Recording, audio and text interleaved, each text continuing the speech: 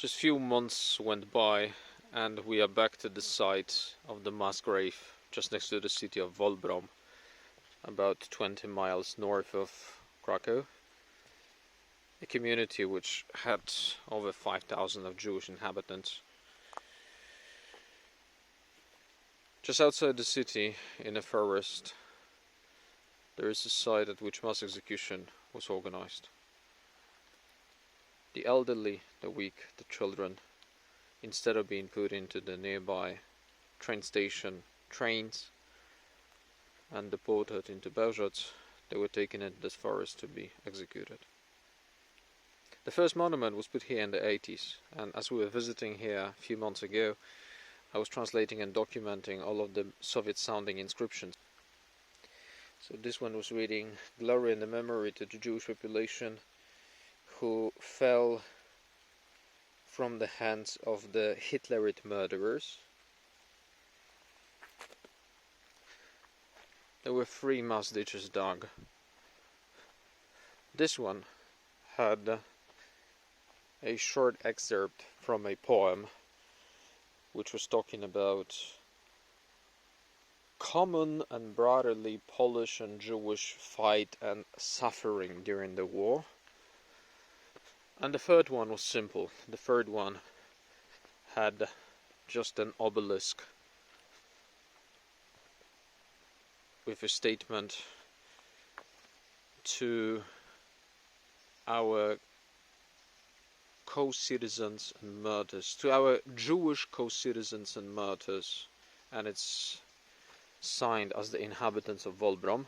The old one was pretty much exactly the same. You can see it removed. The site is obviously under development right now.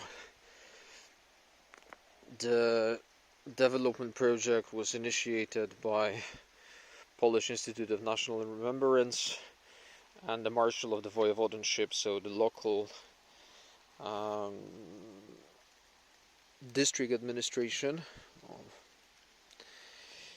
And here we can see the new plaques which will be put on those 3 mass graves, and now they will be reading that this is the mass grave of the inhabitants of this soil, the Jews, the citizens of Poland, of the Commonwealth of Poland, who were murdered in this place in 1942 by the German occupation forces. Glory to their memory. Well, same is put in English.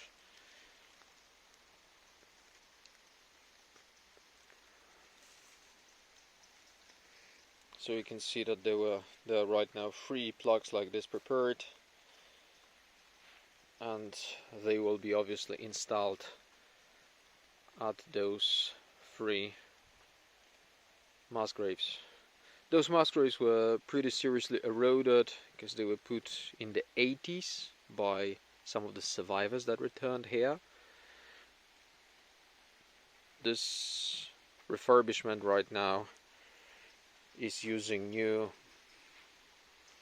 granite stones in order to secure the surfaces and make it visually better and lasting.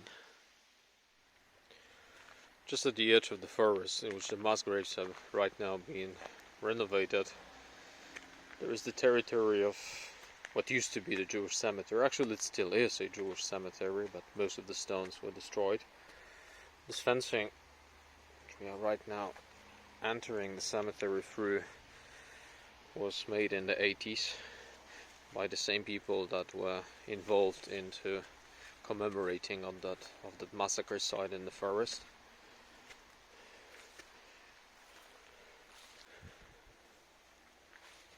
So in the 80s, exactly 88, when that forest site was commemorated, there was also this monument raised.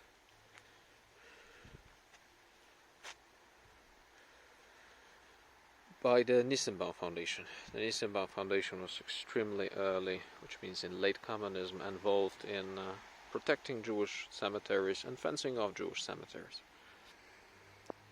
So this monument reads, "This is the monument devoted to 4,500 citizens of Poland of Jewish nationality, inhabitants of Wolbrom, who were murdered by the Hitlerite forces in the times of World War II, Wolbrom 1988. This monument was founded by the local society and the Nissenbaum Foundation, and it signed the Council of Protection of Memory of the Sites of Fight and Martyrdom, which actually evolved in early 90s into nowadays IPN, Institute of National Remembrance. The one that is right now one of the authors of this new commemoration in the forest. There is also a symbolic matzeva erected here in the 80s. One of the people involved into that was Mr. Haber, Norbert Haber, who was originating from Wolbrom.